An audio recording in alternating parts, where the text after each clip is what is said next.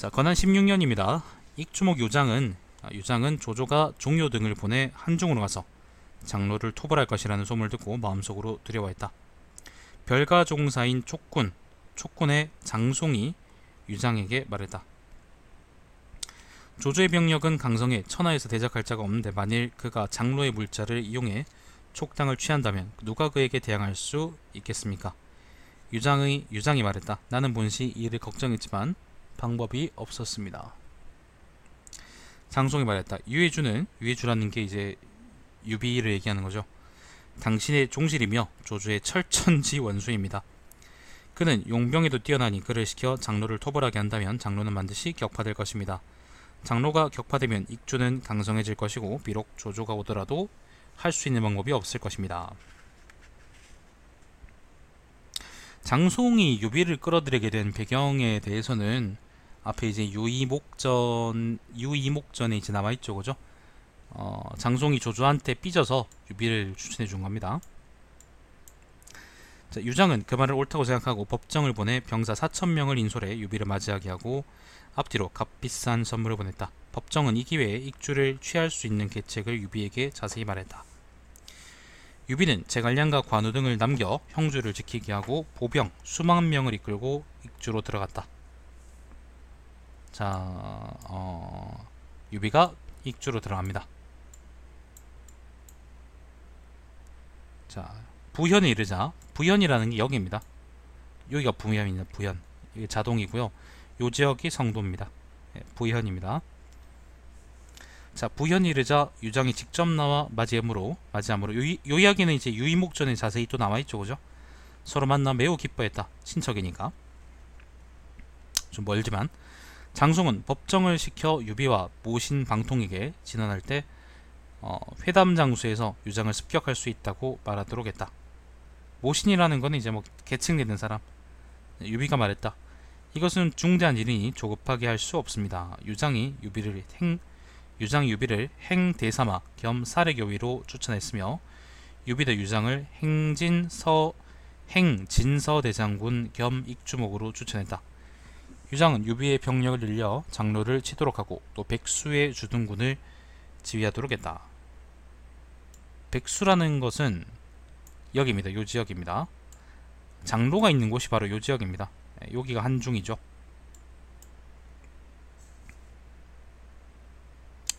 자, 유비는 군사 총 3만여 명을 모으고 수레와 갑옷과 무기와 자재를 매우 풍부하게 갖추었다. 이에 유장은 성도로 돌아갔다. 유비는 북쪽 가맹에 이르러 곧바로 장로를 토벌하지 않고 두토는 덕을 베풀어 인심을 얻었다. 가맹이 여기입니다. 여기가 아까 얘기했던 부현이고요. 요 지역이 검각이고 요 지역이 가맹관입니다. 가맹. 근데 가맹에 있으면서 이제 그 누굽니까? 그 장로를 치거나 그러지 않고 그냥 주둔해 있었다. 사람들의 인심을 얻었다라고 하죠. 자, 다음 해에 조조가 숭권을 정벌하려 하자 숭권은 유비를 불러 구원하도록 했다. 그러자 유비가 유장에게 사절을 보내 말했다. 조조가 오를 정벌하려고 하자 오나라는 위급함을 걱정하게 되었습니다. 순시와 저는 본래 입술과 이빨처럼 밀접한 관계이고 또 악진이 청리에서 관우와 대치하고 있습니다. 지금 관우를 도우러 가지 않으면 악진은 반드시 크게 기고 돌아서 익주의 국경을 침범할 테니 그 근심은 장로에 대한 것보다 더 클 것입니다. 장로는 스스로 지키고 있는 적이니 걱정할 필요가 없습니다. 청리라는 게 어디죠? 청리 아까 어디서 봤는데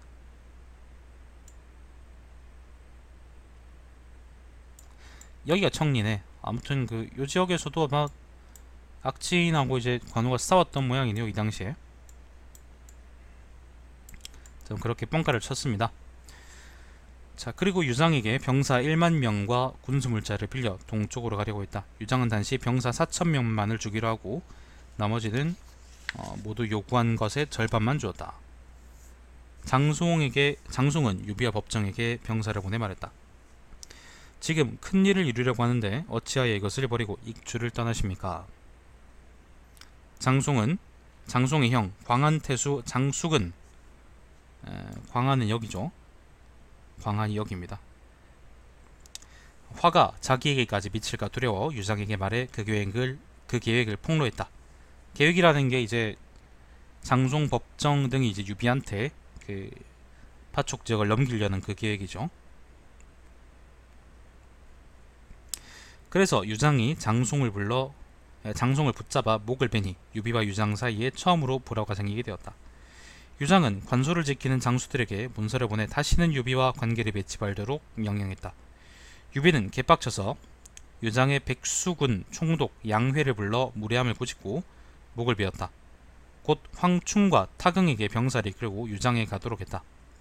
유비는 직접 관중에 이르러 장수들과 병사들의 처자식을 인질로 잡고 병사들을 인솔해 황충, 타경 등과 부현까지 나아가 그 성을 점거했다. 자, 가맹에 있다가 유비가 빡 돌았습니다. 그래서 부현까지 왔답니다.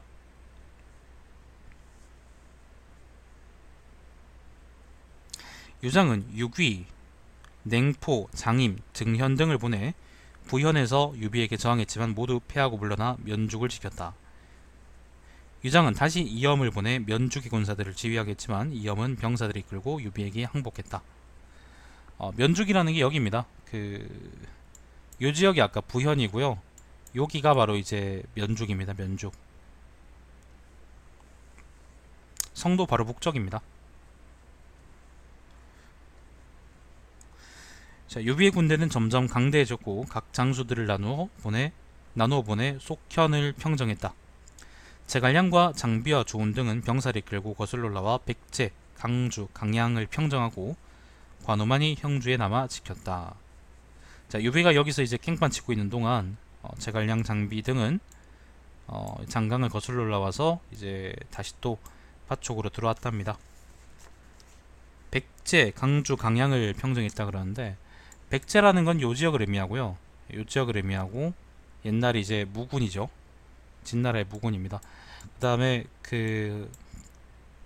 강주가 여기고 강양이라는 건 여기네요. 네. 파촉 지역으로 들어왔다 뭐 그런 말입니다. 유비는 여기 있고 그죠? 유비는 여기 있고 그 다음 제갈량하고 장비는 요 지역으로 들어왔다는 거고.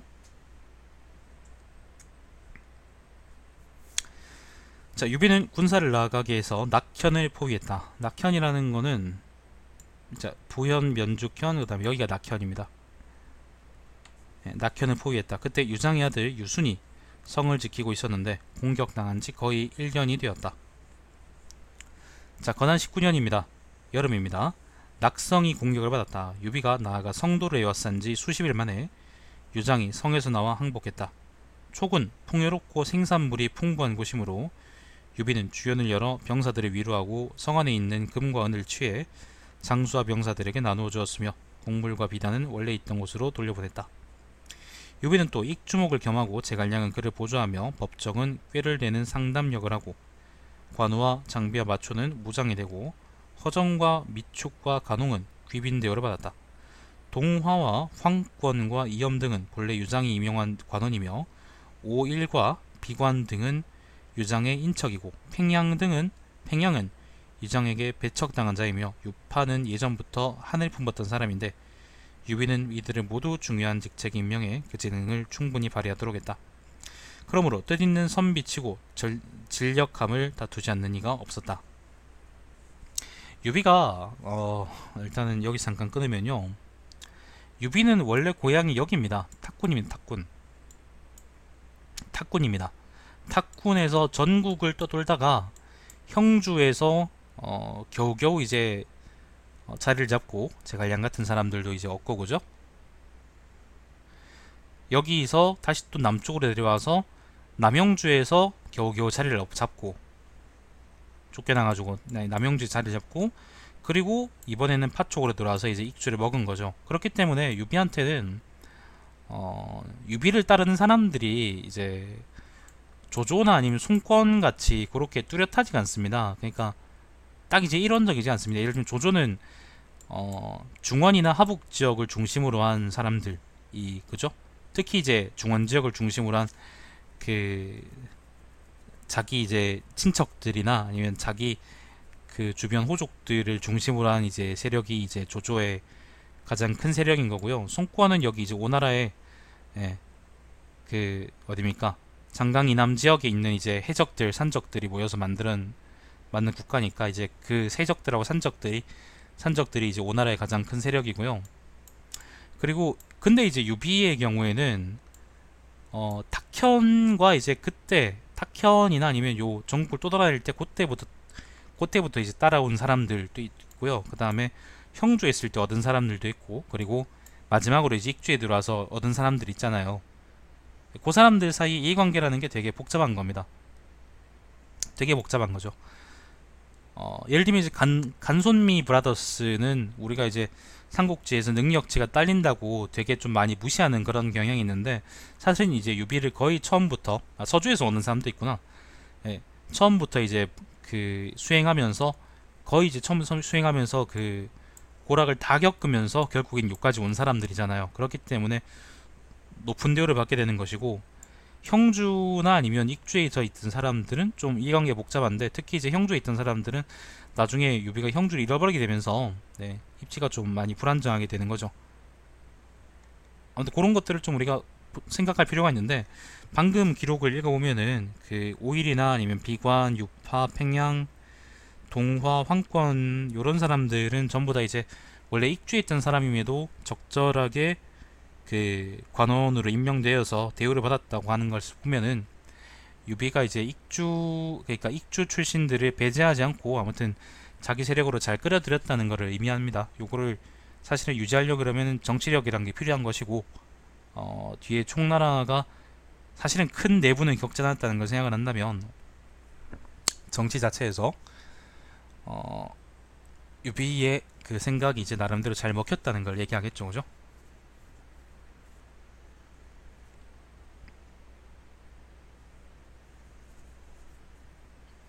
크게 세 가지로 나누든 몇 가지로 나누든 뭐 아무튼 그 그러니까 제가 말하고 싶은 건 이제 이런저런 세력들이 많이 섞여 있다. 그래서 이제 정치적인 이해관계라는 게 사실은 이 위나라나 그 호족들의 위나라나 아니면은 산적 해적들의 오나라하고는 좀 오나라보다는 좀 많이 복잡하다라는 걸 저는 얘기를 하고 싶었던 거예요. 자, 아무튼 그렇습니다. 그런 얘기를 하고 싶었고,